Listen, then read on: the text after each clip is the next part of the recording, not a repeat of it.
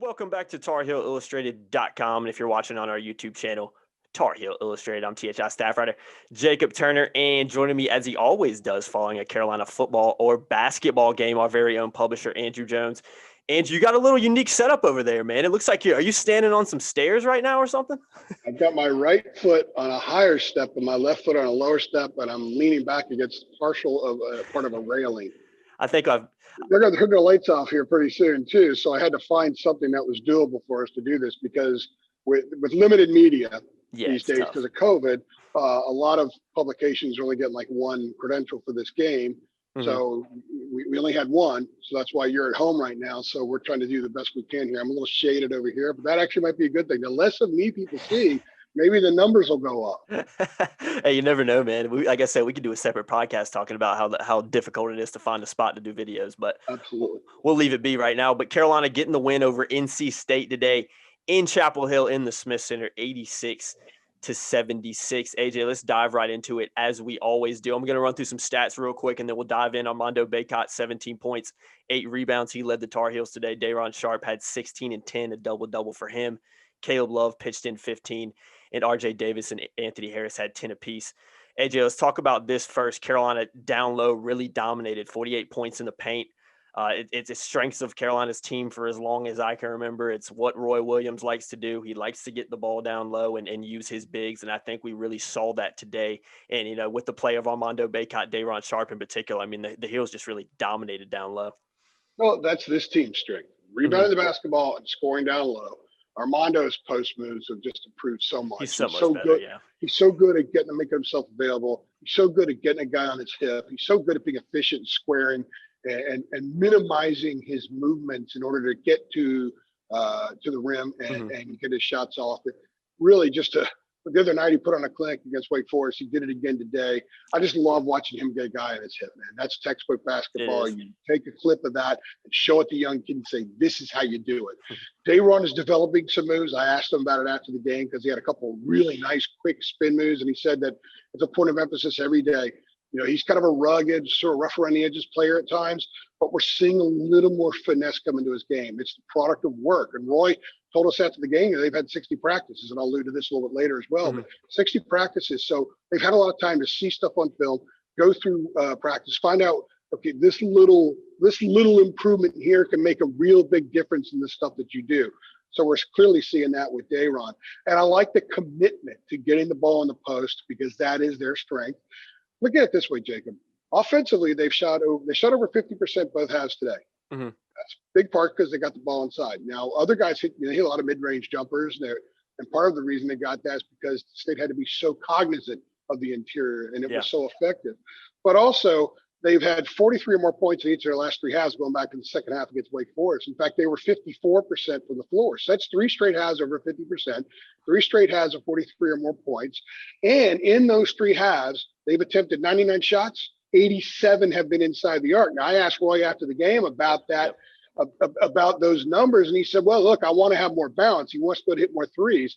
But I think the key is the willingness, the commitment to getting it inside. That has been an issue at times in the past where they've taken quick threes in possessions and maybe just too many threes when they didn't have enough patience to get the ball inside. I also think it's a product of the bigs getting open more. So we're seeing the 101 element, the basketball 101 element that this team can exercise. We're seeing come into fruition right now. And today, I think offensively, from one half to the next, it was on display more than any game this season. Yeah, and I tweeted it out during the game, AJ, but, I wrote a story about it a couple of days ago as well, but Armando Baycon's just nobody's really talking about him, but like I said, he's been Carolina's most consistent player offensively for the most of the year, been incredibly efficient. So he's just come on leaps and bounds since his freshman season in Chapel Hill last year. And he's going to get better because he can add a lot more to his game, but he's getting really good in that area that he should be really good in. And we'll see his game. Roy didn't like that little move he made.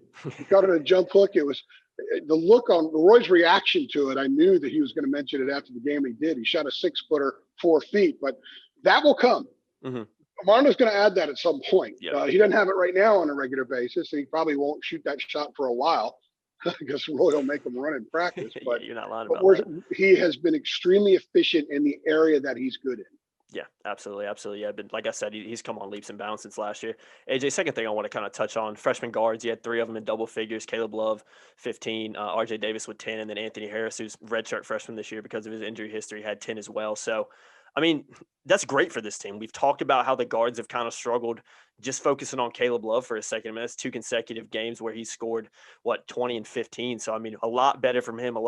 Looks a lot more confident out there, a little bit more sure of himself as well. And there's still a lot of room for improvement from each of those guys. I think they can still get a lot better, especially Anthony Harris, who, is just coming back from injury. But those three in double figures, I think, was a huge positive for the Heels tonight. Caleb was 6 for 15 from the floor, so it wasn't a great shooting Can be a game, lot better, yeah. But I think Roy was happy with a lot of stuff they did. He also had 5 turnovers. Yeah. Okay? But again, those were teaching moments. One time, Roy pulled him after a turnover, brought him over, and spent a minute talking to him. And it wasn't a berating thing. It wasn't, son, you're not supposed to do this. It was a teaching moment. Mm-hmm. And I think Caleb is probably even more receptive to that now than he had been before because he's more confident. So his mind isn't as cluttered as it was perhaps a couple of weeks ago. One of the things that Caleb will eventually adjust to is when he gets in the lane, dealing with all that length. And mm-hmm. State's got a lot of length with Bates and Funderburk and those guys. So, and Helms is quick. He can rotate over. So that's still affecting him. It affects RJ a little bit, but notice RJ's starting to hit that pull-up jumper. Yeah, he is. He's not going as far into the lane. He's figuring it out a little bit. Caleb will do that as well, and we've seen some signs of him doing it. He's just got to do more of it. But what I really loved about Caleb is the way he started. He kind of set the tone early. He did. He had 8 early points, and the way he got them was a total connection from the other night. We asked the question the other night, was that a flare-up or was it the beginning of something else? Well, 6 for 15 and 5 turnovers, people are going to look at the box score and say, well, it wasn't a connection, but it really was because of the way that he played, the way that he had his head up, the way that he connected with his teammates, the way he was engaged out there absolutely was the case. And it's starting to get dark in here, so let's speed this up. Yeah, we will, man. The lighting still looks good on you, man. Oh, by the way, Anthony Harris was fantastic, 10 points in 10 minutes. RJ Davis had 10 points, so they got 35 points from those kids. Yeah. They're coming along. They're going to be fine. Give them some more time. Exactly. Last thing I want to touch on before they completely black you out over there, AJ. Carolina's won 5 out of 6 now. We got a tough 7-game stretch coming up, 3 straight away games as well. So it doesn't get any easier for Carolina. This is kind of, for me, going to kind of be where let's see where this team is at right now. 3 straight away games, like I mentioned, against some really good opponents. I think it's Pittsburgh, Clemson, and Duke. So those are 3 tough games. And it's going to be a tough one for the Tar Heels, but 5 out of 6, I mean, a lot of positives and a lot of confidence this team should have going into this tough stretch. Sorry that I keep having to adjust myself here, but they've won 5 out of 6. Those first 3 wins, Notre Dame, Miami, and was it Syracuse? And people like, they weren't that good in those wins. They were ugly wins. This team isn't very good, but you got to win. You got to learn how to win. They didn't win those games a year ago. They're winning them now. It's amazing what getting a couple of W's does for confidence, what it does collectively in that room. And we're now seeing the byproduct of that. So they've won 5 out of 6. They're 10 and 5, 5 and 3 in the league. They position themselves to be fully in the NCAA conversation again. But where they are in a month from now in that conversation is going to depend on what happens in the next 7 games. Yeah. You just mentioned the 3 that are coming up on the road. Pittsburgh's a good team, and they play in a way that can give Carolina trouble.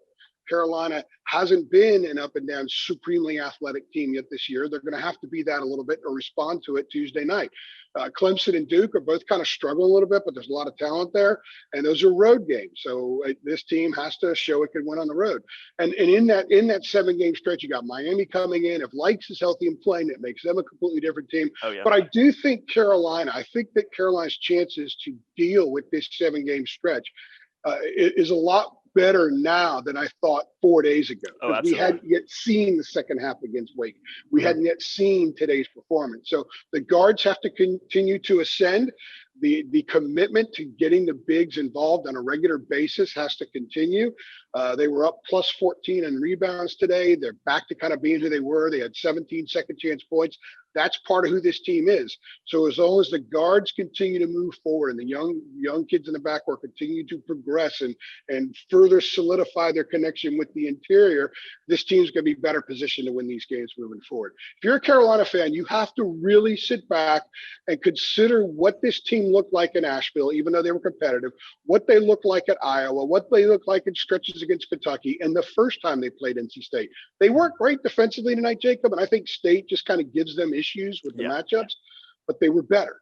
and they won the game, and they scored 86 points, 43 in both halves. So that is big time progress for a team that is now taking steps forward instead of kind of little smaller increments. And you're a Carolina fan, you have to be pleased with the direction that they're going right now.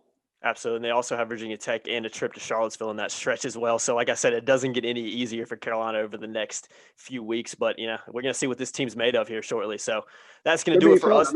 That's why we do this, right? Yeah, exactly. I love to see the evolution of a team, and we're watching it right now. Exactly. We didn't mention the word process tonight, but this is all about the process. It's a process, Jacob. It's a process. Exactly. We had to plug that word. Cut the lights out. That's their process. So we got to scram. Exactly, man. Carolina getting the win over NC State, 86-76. That's going to do it for us. I'm gonna run real quick before AJ gets kicked out of the arena. But as always, guys, if you enjoyed the win tonight over NC State, make sure you give the video a thumbs up, like, and share it, and we'll see you guys in the next one. Thanks.